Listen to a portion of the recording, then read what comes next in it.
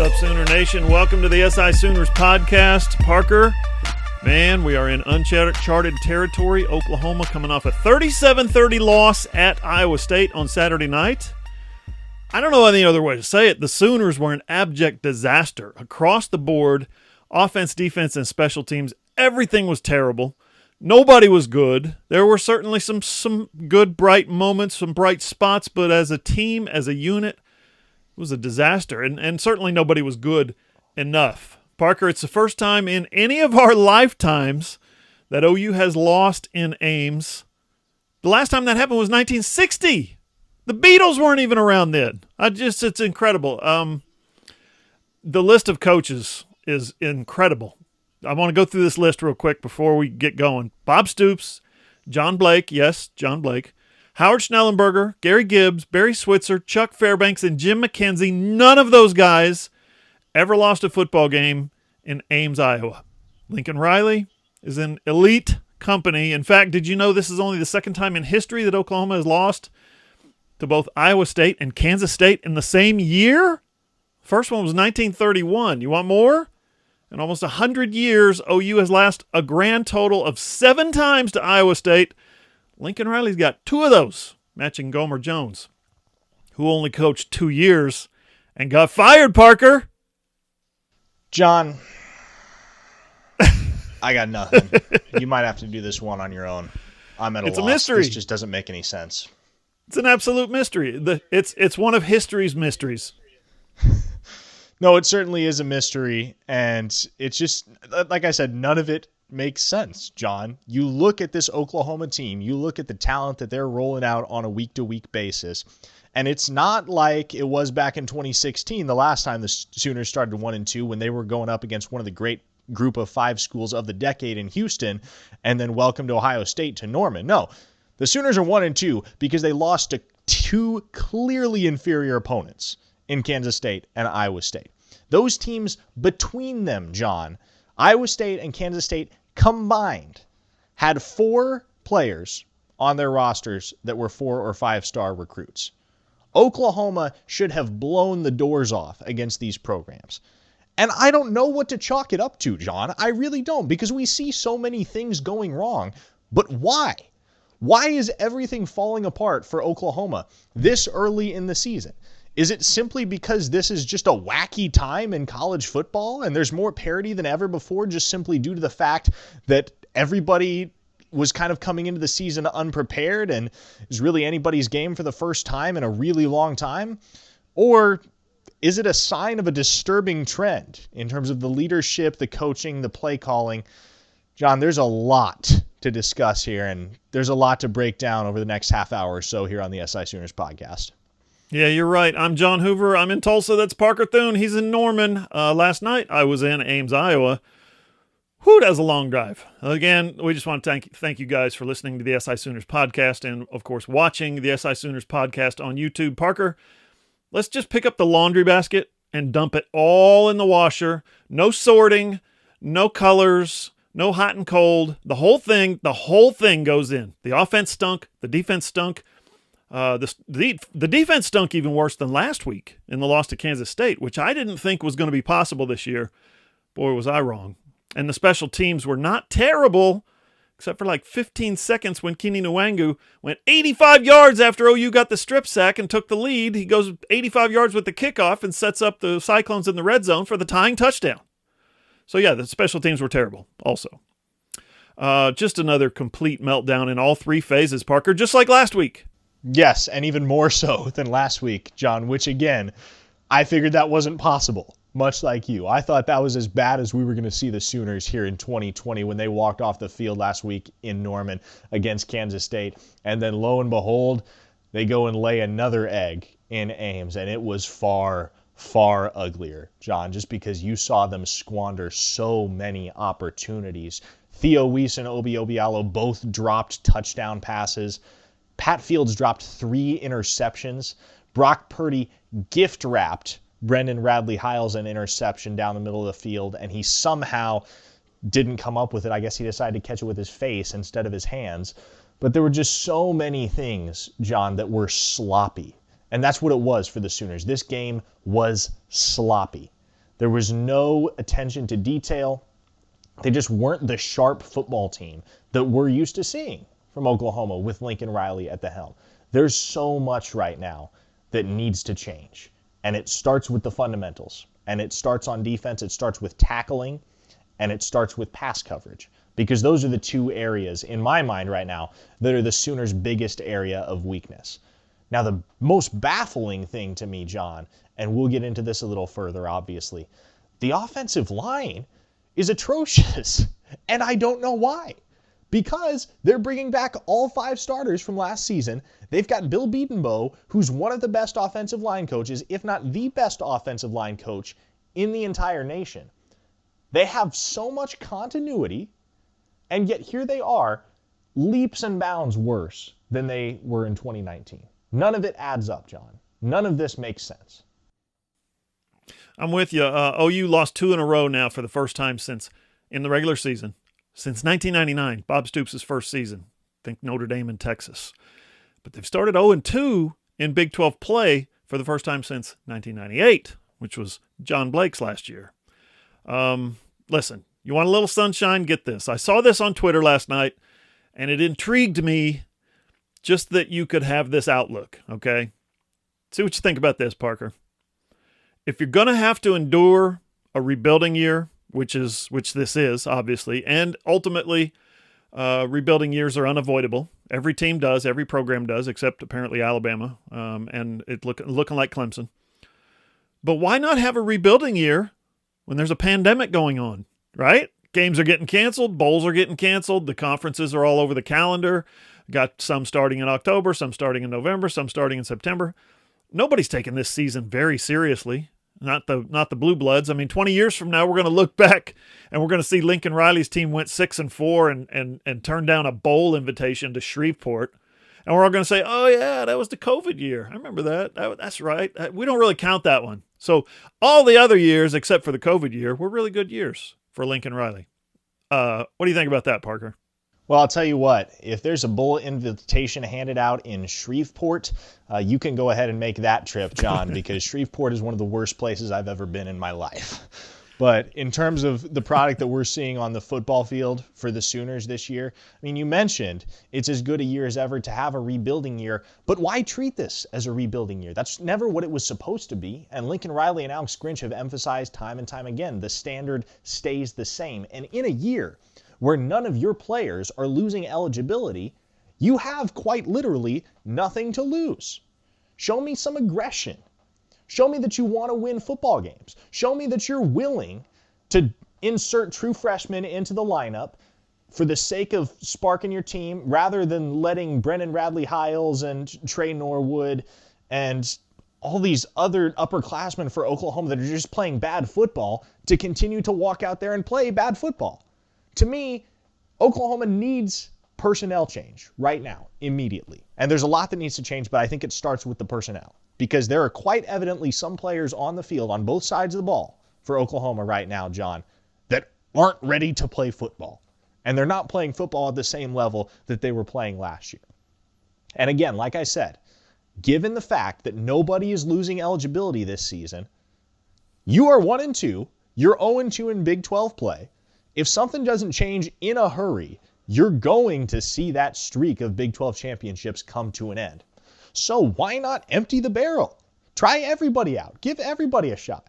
Hey, guess what? Marvin Mims and Seth McGowan in Week 1 against Missouri State, nobody was really expecting those guys to play a significant role in the Sooner offense, but they showed flashes of potential in the opener, earned a few more snaps here and there. All of a sudden, they're 2 of the primary contributors on the Oklahoma offense. I would love to see something like that done on Alex Grinch's defensive unit. Get some of the younger guys in there. Let's see what they can do. Because right now, the upperclassmen aren't getting it done. And I don't buy into this being a rebuilding year. And I don't think it should be. I don't think that should be the mentality for Oklahoma at all.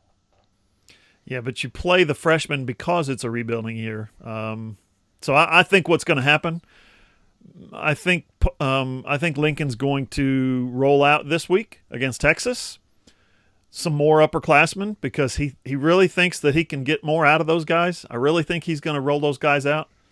And then when they start 1-3 for the first time since 1964, 5. I believe I looked that up last night in the car about 3 in the morning. When they start 1-3 against after losing to Texas, I think that's when you recognize and acknowledge, okay, you guys that have been playing for the past 2-3 years, go grab a seat. Go grab some pine by me over there on the bench. We're going to play these freshmen. We're going to play these redshirt freshmen. I think that's what's probably most likely to happen. And you know who comes out kind of smelling like a rose on this, Parker, is our man Jalen Hurts.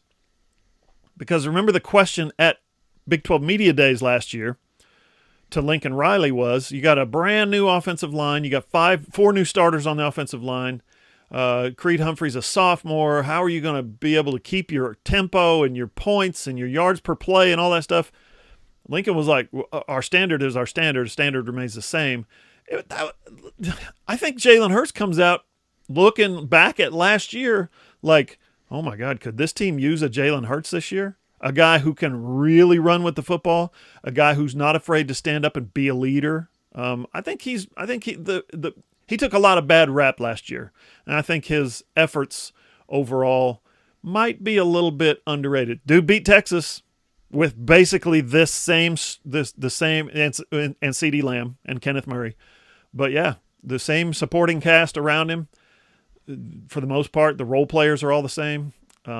I don't know if that's going to happen this year with Spencer Rattler, and that's not necessarily a reflection on Spencer Rattler, but I think Jalen Hurts was such a forceful, powerful leader that he would be stepping into this season. I don't think this team would be 1-2 if Jalen Hurts was on the team. I'm not throwing stones at Spencer Rattler. I'm just saying his leadership and his forceful kind of nature of his leadership would not have this team settling for an 0-2. It just wouldn't. I got to say this. We got to get to this week. First of all, we're both hopeful that Parker and I are going to be at the Cotton Bowl. We're going to hope it works out that way. Secondly, Parker, OU's a 2.5-point favorite against Texas. What now? I mean, I don't bet on college football, but if I did, I might unload on the Longhorns. I think it makes sense, John. I mean, Oklahoma on paper is a more talented football team than Texas, but again, on paper, they were a far more talented team than Iowa State and Kansas State. I think the way that a lot of people are probably looking at it is there's absolutely no way this Oklahoma team could drop 3 games in a row, right? Right? But hey, they absolutely could. They really could. Right now, with as sloppy as they're playing on both sides of the ball, there's a very real chance that they walk into the Cotton Bowl, and I get that Texas is coming off a loss as well, and an ugly one at that. But there's a very real chance that Oklahoma walks into the Cotton Bowl and gets shellacked.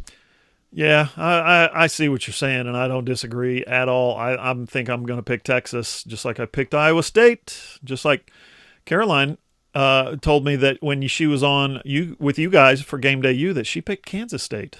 So we're starting to look like we got some smart people on this staff. But having said that, think about it, Parker. Texas should be 1-2 right now. If Texas Tech wasn't so impossibly bad and hadn't imploded in the last couple of minutes of that game, Texas would be 1-2, and Oklahoma would be 1-2, and I'd go cover Tulsa this week. They almost beat Oklahoma State. They shocked UCF. Give me the Golden Hurricane, right? Anyway, no, OU Texas has lost its luster with these two. Let's just call it what it is. It's mediocre teams. I'm not worried that Oklahoma is going to go down there and get blown out or anything, because I still say Texas is not all that good. I think that's fair, but I do think Texas is going to win the game, Parker. Yeah, no, I completely agree with you, John. Texas is, right now, if you look at these teams, it's already a flip of the coin, a toss-up when these two teams walk into the Cotton Bowl every year and take each other on. We've seen that in the past. You can go back to 2014 when a 1-4 Texas team managed to topple the Sooners. But it's already so evenly matched between these two teams year in and year out with this rivalry. Now you got both teams very much reeling, coming off of losses. And look, quite honestly, John, Oklahoma could walk in on Saturday and beat Texas by 40. Texas could walk in on Saturday and beat Oklahoma by 40. That's just the kind of season that it is. There's no telling what's going to happen. And there's always the element of the unknown in college football. But do we know anything this year other than Clemson, Alabama, and Georgia are the 3 best teams by far in the entire country, as expected? Because right now, nobody else impresses me. Nobody. And there's more parity than there's ever been in college football. And I tell you what, I love it, but it's maddening to watch on a week-to-week basis. I'm just trying to sit back and enjoy the chaos as much as I can, John. I think that's fair. So far this segment, we've talked about history. We've lodged our general complaints. But coming up, we got to pull this game apart, this Iowa State game, a little bit more. Trade Pros Heat and Air in Oklahoma City. Whether you just need service or a mini split for your home office, studio, or man cave, or if you're finally ready to upgrade to a more efficient train system for your entire home, get a free estimate from Trade Pros for all your heating and air needs. Trade Pros earned a Best of 2020 award from Home Advisor and has nothing but 5-star reviews on Google. Go to TradeProsOKC.com or call 405-675-0176 or just book your appointment on Facebook. Trade Pros, that's one word, Trade Pros Heat and Air.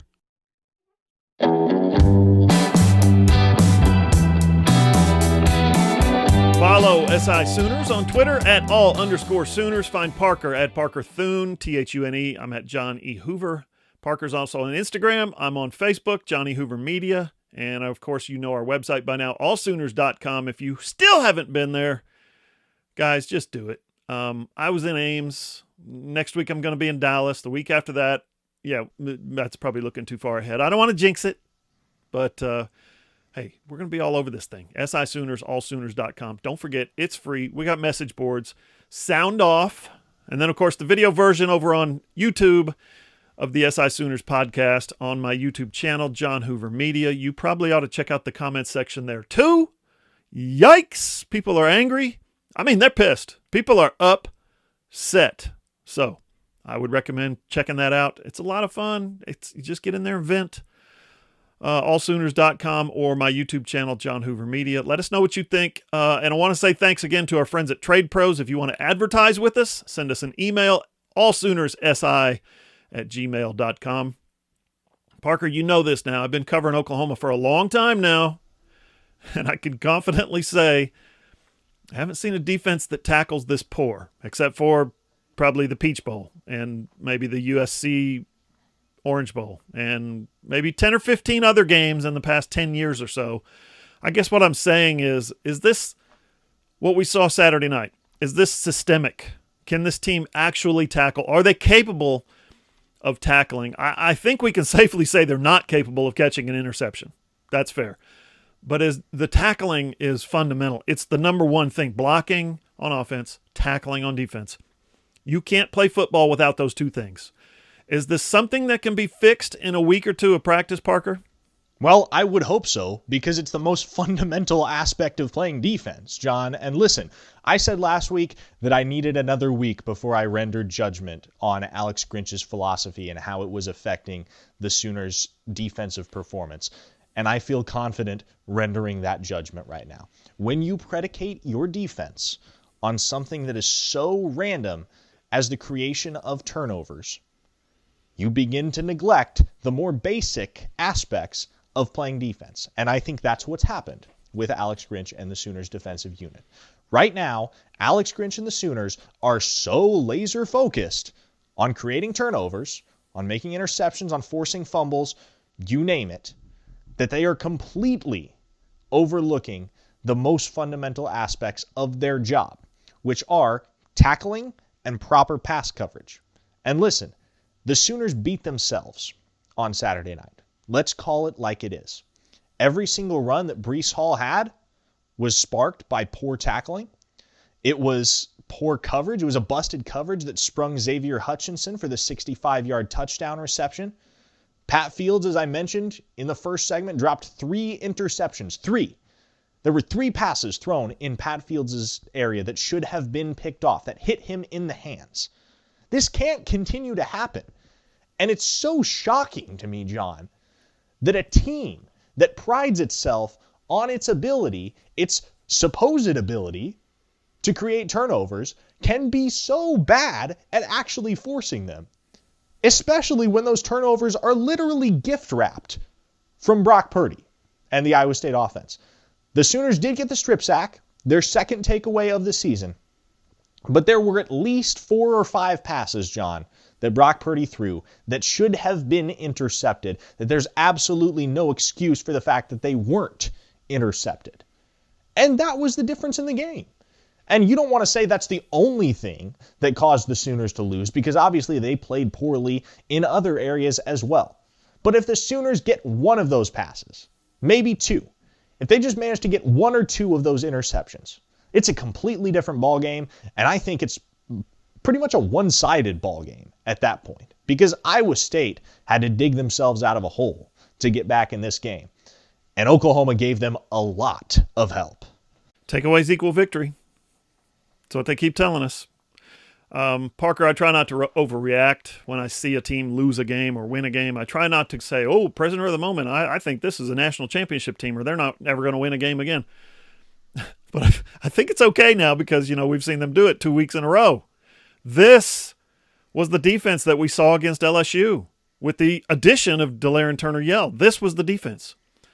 I don't get it. The defensive backs, as we mentioned, are the most experienced group on the team, and they are by far the one group on the team that performs consistently the worst. To Brock Purdy, Skylar Thompson, they are exposing the Oklahoma secondary like they're a bunch of high school kids, like they're a bunch of walk-ons, and they're not. I don't understand it. How long can you blame Mike Stoops, right? When you talk about the scars that we've referenced that Alex Grinch talked about when talking about coming back from the Baylor game last year.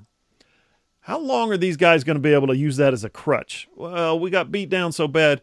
We got whipped. We got yelled at. We got screamed at. We got cussed at. Everybody hates us, but we're going to keep playing. No, man, you got to let that go at some point. You got to grow up and stand up on your own. And we're seeing a defense that's emotionally shattered, especially defensive backs, which, by the way, Alex Grinch is the safeties coach. I mean, these guys are emotionally shattered. Hey, I believe they do hand out in August. Every August there, when they hand out the pads and the helmets and all that stuff, they also hand out the big boy pants. It's time to put on your big boy pants and stand up and play football. That's what I'm not getting. There's a massive disconnect there. These guys commit unnecessary penalties. They can't, as we've referenced, catch easy interceptions that are right there in their lap, and they freeze. They've missed relatively simple tackles that turn into, just catastrophic plays for the defense. Iowa State, before the game, we said, hey, these guys, they're dangerous on offense. They're going to be a problem for Oklahoma's defense. Yeah, well, we nailed it because they can complete a forward pass and they can run block a little bit. The Cyclones, Parker scored points on 7 of their 9 possessions. They had a kneel down at the end of the game. We don't count that, but they had a fumble, they had a punt. But they had 9 possessions, and they put up points, Parker, on 7 of those against this Oklahoma defense.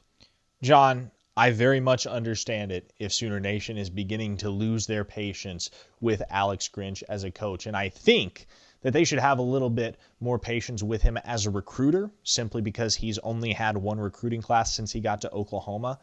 But some of the things that are happening on the defensive side of the football, John, are inexcusable, and they can only be traced to poor coaching.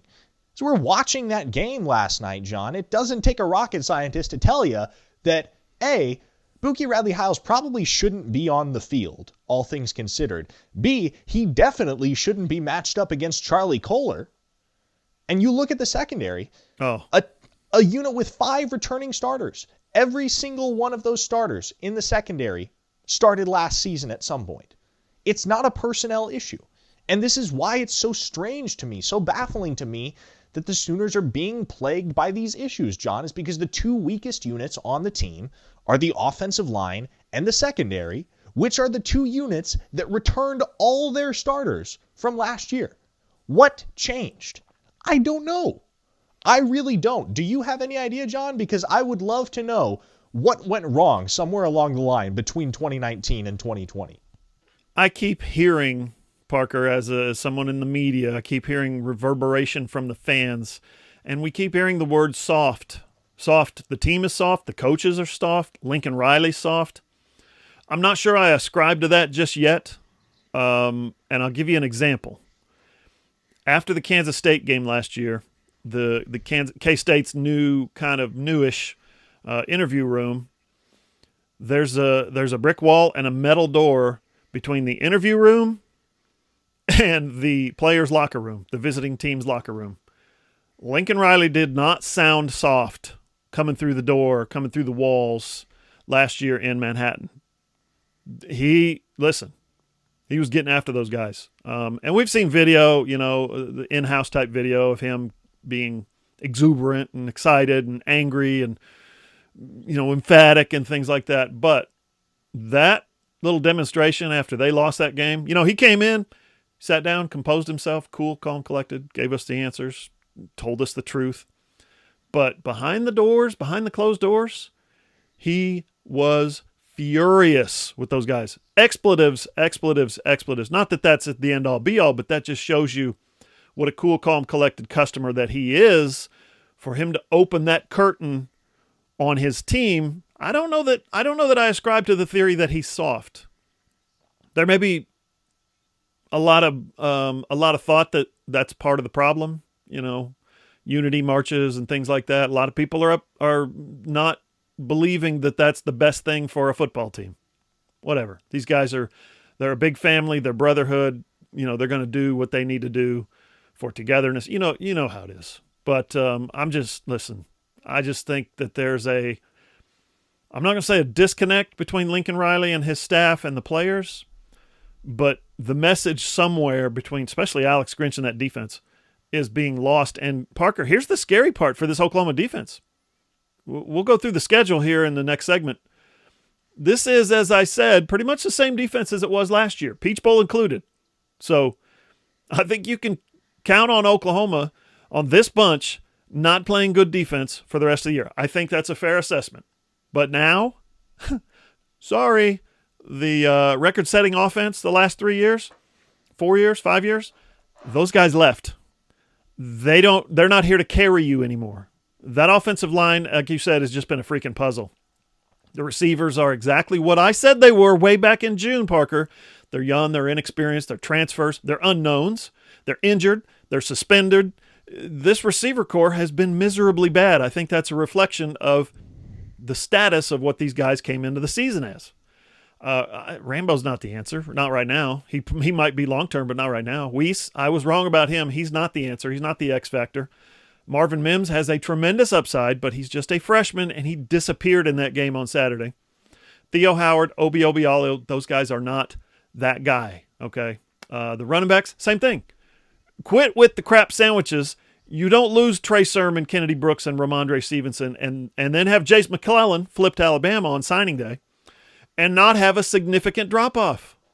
I like Seth McGowan. I think he's going to have a bright future at Oklahoma, but he's obviously, watching him the other night, he's got a long way to go. TJ Pledger, he's got a big heart. I respect him, but I don't think he's going to scare anybody on defense. Obviously, Marcus Major isn't the answer. Parker, the best weapons on this offense right now are a tight end, your man Austin Stogner, and an H-back, Jeremiah Hall. Think about that. And then the obvious, Spencer Rattler. Listen, I think he's a hell of a quarterback, and I predict he will find his way to New York at some point in the future. Not in 2020, obviously, but some point. I think he's that good. I do. But yeah, he plays like a freshman sometimes. Why? Because he's a freshman. And when your quarterback goes through stretches where he plays like a freshman, Parker, that's not going to win you a lot of games at Oklahoma. No, it will not. And Spencer Rattler really made a poor decision in crunch time against Iowa State with that throw down the field to Charleston Rambo. And I get that Riley and Rattler and most of the Oklahoma sideline were upset that they thought Rambo had been held on the play. But hold or no hold, that was too risky a throw to make downfield into double coverage. And it's the second week in a row, John, that we've seen Rattler become erratic down the stretch. And that's a mark of a lack of composure. That's a lack of poise. That is inexperience. That is youth. And Spencer Rattler will grow out of it. I do believe that. However, right now, when you put him in those late game situations, Lincoln Riley has got to make absolutely certain that his quarterback of the future, the guy that he believes in, the guy that he recruited, he's got to make sure that it's strongly communicated to him that he cannot take those kinds of risks if he wants to win football games. Because the Sooners were in position to tie that game up, John. And Rattler made a bad throw. And that's what it came down to. And Iowa State capitalized. because that's the kind of team that the Cyclones are. That's a well-coached team.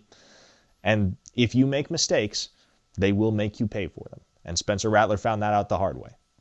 You'd like to think at some point in his career, Parker, that he's going to play a conference game and not be behind with 3 minutes to go.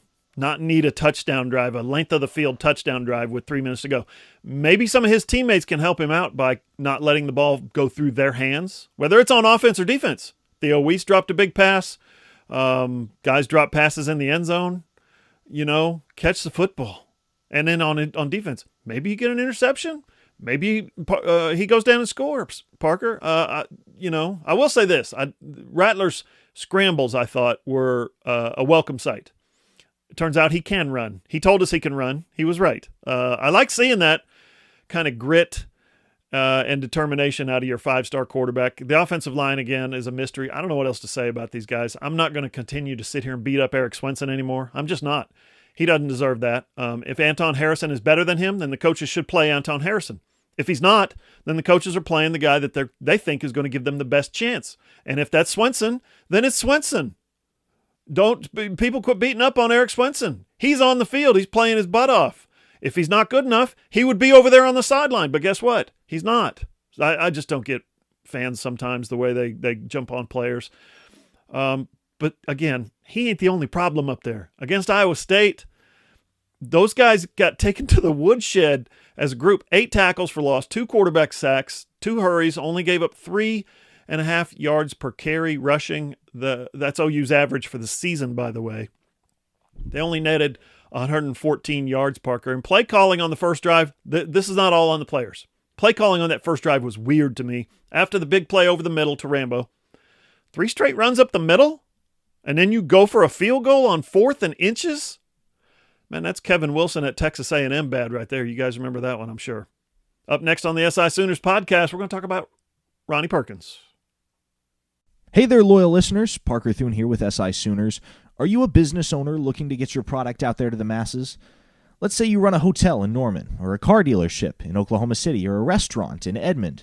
Or maybe you're just a small online business who creates and sells OU merchandise, and you want Sooner Nation to come sample your wares. Consider advertising in this space right here on the SI Sooners podcast.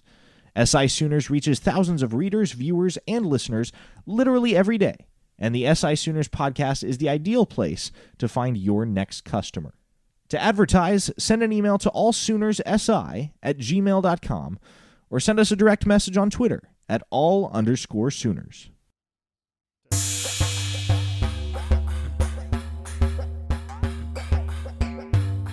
Final segment of the SI Sooners podcast, Parker. Not that I think the return of Ronnie Perkins would make much of a difference on this team. In fact, I'm going to ask a hard question here in a second, but reports on Saturday from Sooner Scoop and The Athletic were of the belief that his NCAA suspension has been lifted. We've heard nothing official yet. It's been reported that he's going to be in the lineup at the Cotton Bowl against Texas. Again, we've heard nothing official yet. Did see a report from Dean Blevins today kind of countering that hasn't been made official yet. But how about all that? Is Ronnie Perkins going to help?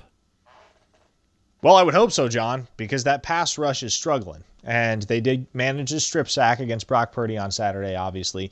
But there's nobody on that defensive line right now that has near the kind of raw talent that Ronnie Perkins does. And so getting Perkins back is going to be huge for that front seven, especially a front seven that's struggled so far to contain the run game. And we saw that on Saturday night when Breece Hall went for 28 carries, 139 yards, and 2 touchdowns. That can't continue to happen if the Sooners are going to win football games. So the sooner they can get Perkins back and up to speed, the better. Yeah, so my question is this. If you're Ronnie Perkins, would you want to come back to this team? I mean, you kind of have to. You're all in now. You've appealed and appealed and appealed. Your school helped you, stood behind you, went to bat for you. Your coach said all the things he said. Everyone's come through, and you're ready to go. But, dang, if I'm Ronnie Perkins, I'm not 100% sure that I'm 100% invested in coming back for what probably is going to be a 6-4 team that has no discipline, doesn't do the fundamentals, can't run, can't run block, can't tackle, can't catch interceptions. Why would he come back, Parker? Well, because he can make a difference, I think, is the clear answer to that question, John. The fact that Ronnie Perkins is more than likely the most physically gifted defender that the Sooners have. And so getting a guy back, a guy of that caliber, is going to be huge one way or another for the defense. And does it mean that they're going to take a massive leap and improve from 1 week to the next? Not necessarily. But what it does mean is that they're going to be a lot more confident in those guys down in the trenches because they know that they've got a guy out there on the edge that can get after the quarterback. And Jalen Redmond and Ronnie Perkins are those two guys for the Sooners. And obviously Redmond's out the door, opted out. But getting Perkins back, I think, is going to be a stroke of confidence for this Oklahoma defense. And that's what they need right now because they don't look confident. In fact, they look timid. They look beat down mentally. And so I think Ronnie Perkins, just in terms of the energy that he can inject into this Sooner defense, is going to be big when he returns. He looks hungry, and he plays hungry. He was out there before kickoff, after the warm-ups and stretches. He was out there giving his guys the business. He called them all up in a big circle, his defensive linemen, and was just giving them the business, saying, here's how we're going to play tonight. So he's trying. Ronnie Perkins is trying to do his part. He was on site. Couldn't play, but he was on site injecting, like you said, some energy. We'll see. Parker, let's dive into the rest of the Oklahoma schedule because this is going to be fun. Like I said in the first segment, we didn't see OU losing to Iowa State and Kansas State. I mean, we all agreed that this would be a tough part of the schedule, and that does continue this week with Texas for sure, but it's been only once in school history that they've lost to both the Cyclones and the Wildcats in the same year. So 1 and 2, no, I'll admit, I didn't see it coming. But since we're talking about that, let's do the rest of the schedule. Parker, Texas. I say Oklahoma loses this week, at least when we're recording this on Sunday night. What say you? I think they win, John. I do, simply because Texas can't play any defense. And you can obviously counter and say, well, neither can Oklahoma. But the reality is that Oklahoma has more weapons on the offensive side of the football than Texas does. And I think that's the difference. So I'll give Oklahoma the win in the Red River Showdown. Then an open date. Then we go back to the Metroplex for TCU. Just beat the Longhorns in Austin, Parker. No big deal, right? For the 6th time in 7 years, TCU beats Texas. I say this game for Oklahoma is a 50-50 proposition. I like to waffle on certain things. This is one of them. And I do enjoy a good waffle, by the way. Lots of maple syrup. I think Oklahoma could easily win. I do think that they could easily lose. So why don't we revisit the coin tosses at the end of this bit? Parker, TCU. John, I've said it for months. I think if Oklahoma was going to lose a game in the regular season in 2020, it would be this one. Because I believe that TCU is a massively improved football team, and they welcome Oklahoma to their own building this year. And so right now, John, as things sit today, at the beginning of October, I would say Oklahoma loses this game. I would be confident making that assertion. Halloween at Texas Tech. I think OU wins this game, but I got to say, I'm only about 60% confident in that pick right now. Parker, what say you? Well, I'll tell you what. If the Sooners have anybody that can match up with TJ Vasher, they better figure out who that is between now and Halloween. Because if they don't, it's going to be a long night for that Sooners secondary. I truly believe TJ Vasher is the best wide receiver in the Big 12 right now. And like I said, it could be quite a performance from Vasher on Halloween if the Sooners are as shoddy defensively, or rather in the defensive secondary, as they have been over the first few weeks of the season. I will give Oklahoma the win just because Texas Tech doesn't have much else, but it would not shock me if Vasher turned in a massive performance. Kansas, November 7th. That's a win. Moving on. I'm assuming you're on board with me there. You're not worried about the hat? 100%, John. Right. If Oklahoma loses to Kansas, John, we can officially call it a wrap on this season. The season is over. Then after another open date, the big one, Oklahoma State in Norman. I'm calling the Cowboys as of right now. I got to say, I don't love OSU. I think, like I said, Tulsa should have beaten them. The Cowboys, I watched every minute of that game. They lucked into that win. Tulsa should have won, but they've got things going in the right direction. I know they just crushed Kansas. No big deal. Don't overreact. But right now, hey, they're the best the Big 12 has to offer. Well, John, I'll tell you what, and you know this, I've been on the Shane Illingworth train since long before he came to Stillwater, and I think that if Oklahoma State continues to roll with him as their starting quarterback, that they'll beat the Sooners in November. However, if they turn things back over to Spencer Sanders, I think Oklahoma gets the win. I think Sanders is far more erratic, doesn't have quite that same ability to get the ball downfield to a guy like Tylan Wallace, which is going to be how you beat a team like Oklahoma. And so here's what it comes down to for me, John. Again, much like you said, coin toss, 50-50. If it's Illingworth that's playing quarterback for the Pokes at that point, I like Oklahoma State. If it's Sanders, I like the Sooners. Dang. That's definitive. November 28th, OU at West Virginia. I don't think West Virginia is any good at all. I thought that about them in the offseason, and they're proving me right like every week, I think. I think OU wins that game, Parker, in Morgantown, again, undefeated in Morgantown.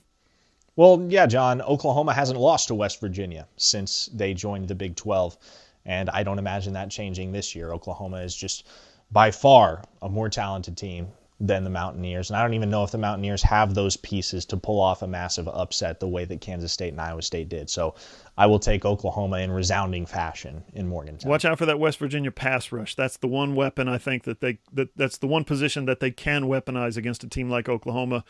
Baylor on Norman, December 5th. Man, to me, this is kind of another coin toss. Oklahoma's probably going to be a better football team than they are now. They're going to be a better team then than they are now. We'll see. If they're not, they got problems. And I know they don't play that game till December, but again, man, if this game was played today, Parker, I'd probably pick Baylor, but, today, 2 months down the line, I think I'll assume that Lincoln Riley and Alex Grinch have earned their millions of dollars, and they've gotten this thing fixed by then, and I think Oklahoma beats Baylor. Well, yeah, if West Virginia is as bad as you're making them out to be, John, then how much worse is Baylor after the Mountaineers beat them in overtime on Saturday? I would take Oklahoma over the Bears, at least as it sits today. And again, that could change. I think Baylor's in a really good position long-term, having Dave Aranda at the helm and having some of the guys that they have in that lineup on both the offensive and the defensive side. So long-term, I really like Baylor to start to challenge Oklahoma at the top of the Big 12. Well, shoot, is Oklahoma at the top of the Big 12 anymore? I don't even know at this point. But no, for this season, I will take the Sooners over Baylor. Okay, so I've got, on top of the 1 and 2 start, I've got losses to Texas, Oklahoma State, and maybe TCU. So I think Oklahoma's looking at a 6-4 season, maybe even 5-5. And then if things aren't fixed by Baylor, you're staring at the possibility, seriously, of 4-6, according to my schedule, my picks here in the first week of October. Parker, what's your final tally for Oklahoma's season? Yeah, like I said, I think I'm not willing to say definitively that they will lose to Oklahoma State because I think it depends on whether you got Illingworth or Sanders, as I mentioned. But I don't love the Sooners' chances going to TCU. I don't. I think the Horned Frogs, with Gary Patterson at the helm, are a very well-coached team and the kind of team that can take advantage of the mistakes that the Sooners will inevitably make, John. And so I think the Sooners are looking at a 7-3 campaign. At worst, 6-4. I would be very surprised if they won anything less than 6 games. And then me and you are going to Shreveport. We're going to hear from Lincoln Riley a couple times this week, we hope. Probably Alex Grinch on Wednesday as well. Hopefully they'll give us some answers. We'll have it all for you on allsooners.com. Hey, don't forget to check out our next podcast on Wednesday. I'm pretty sure the mailbag is already full, but maybe we'll open up another one. Would encourage you to send us your questions, your comments, your concerns, whatever you got. Hit me up on Twitter at John E. Hoover or hit Parker up at Parker Thune. Listen to the SI Sooners podcast wherever you get your podcasts, iTunes, Spotify, Google. Oh, and again, I love this. I love saying this. We're on Amazon. Just say, Alexa, play the SI Sooners podcast. It's over on the website, allsooners.com. You can click on the player and listen either on your phone, your tablet, or your computer. And the video version is over on my YouTube channel, John Hoover Media. For Parker Thune, I'm John Hoover. See you guys.